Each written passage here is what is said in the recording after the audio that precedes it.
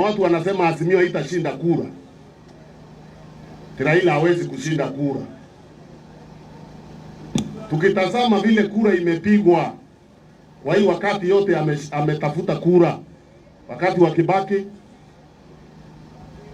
hata hakuna haja kurudi, wakati wa Moi, wakati wa Kibaki na wakati wa Uhuru. Tunaona Raila kura yake haijawahi enda chini ya 44%. 44%. Saa hiyo inakuwa 44%, eneo la Mlima Kenya yote imemnyima kura. Na hata kwingine amenyimwa. Bado anapata nini? 44%. Na ile kura unahitaji ushinde ni ngapi Kenya? Tunahitaji 50% plus 1 vote. 50% plus 1. Kwa hivyo, kwa Raila kushinda kura Kenya, anahitaji kura ngapi aongezewe kwa hiyo 44%? Kwa sababu haendi chini ya hiyo, anapata hata 48.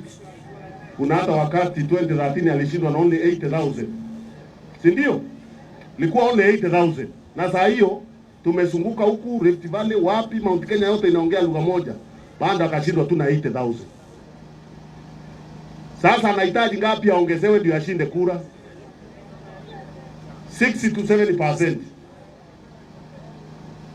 Atapata hiyo Mount Kenya? Si atapata zaidi. Sasa ameshinda kura, hajashinda. Wani mnahesabu namna gani nyinyi? Si ameshinda kura? Mimi najua atapata mingi. Ile nimepima. Sasa hapa mnasema mtampigia, si ndio? Kwa hivyo kama ni 7% peke yake anahitaji, na ako na Uhuru Kenyatta ambaye anamsaidia kuongezea hiyo kikapu.